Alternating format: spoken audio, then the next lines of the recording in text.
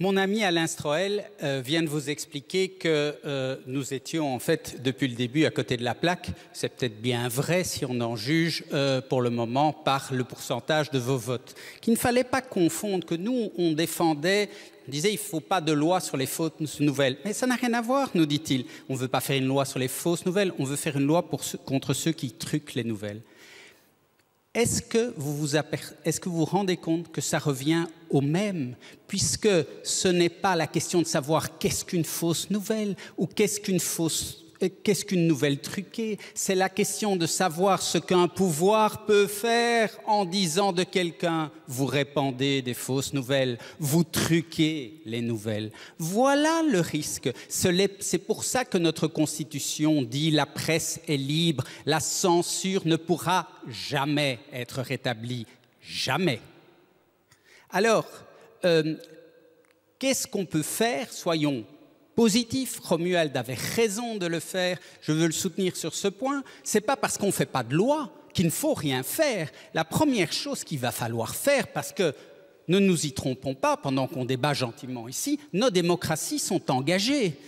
Et si on ne devrait pas parler de M. Trump à l'Académie, mais sachez que M. Bannon, son ex-conseiller numéro 1, est descendu en Europe, a établi son quartier général à Bruxelles, a pris comme collaborateur M. Modric Amen, qu'ils ont comme objectif annoncé la prise de pouvoir dans les parlements européens des partis nationalistes et de faire venir ceux qui ne sont pas encore les Orban et les Salvini au pouvoir dans les pays qu'ils doivent encore conquérir et qui auront comme premier geste d'utiliser la loi contre les fake news, messieurs, madame, que vous auriez fait voter avec un peu de naïveté et qui l'utiliseront pour essayer de vous faire taire et pour réduire au silence ceux qui veulent les combattre. Alors que faut-il faire? Eh bien d'abord débattre.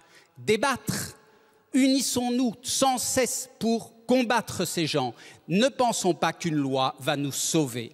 Et ensuite, que faut-il faire encore? Eh bien, il faut peut-être arrêter de prendre nos concitoyens, c'est-à-dire nous-mêmes, pour des naïfs et des crédules. Vous savez, les anciens Grecs se laissaient peut-être charmer par les fleurs de rhétorique de l'orateur, mais nous sommes beaucoup plus vigilants lorsque nous écoutons aujourd'hui un homme politique. Moi, j'ai connu en 1990 la période où quand une image apparaissait, c'était une information. Mais aujourd'hui, nous savons beaucoup plus. Et en particulier, nos jeunes savent qu'une photo, elle est retouchée, elle est photoshopée, elle est truquée, elle est recyclée, changée de son contexte. Les gens ne se font plus prendre à la rhétorique de l'image. Eh bien, demain, ce sera la même chose pour les fake news. J'ai trouvé sur le site de la RTBF, chère Ophélie Fontana, une page extrêmement bien faite avec 5 trucs simples et ingénieux pour pouvoir décoder ce qu'est une fake news. Je demande à ce qu'elle soit mise sur le site de l'émission.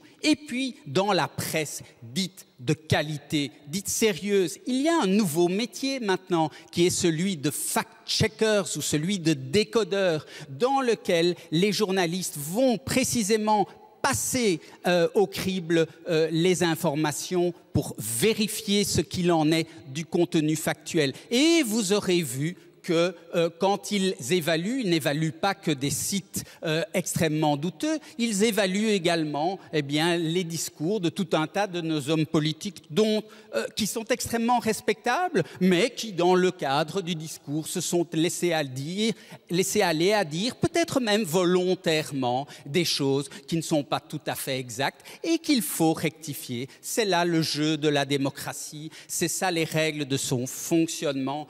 On ne peut pas tomber dans le piège d'aller jeter le bébé avec l'eau du bain.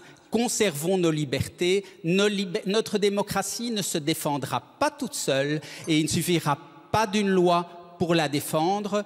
Les libertés, elles dépendent, et la conservation des libertés, elles dépendent de la force, de l'attachement avec lequel les citoyens se manifestent et du courage qu'ils ont pour se lever, pour les défendre quand le danger est arrivé. Et ce danger, il est là maintenant. Merci.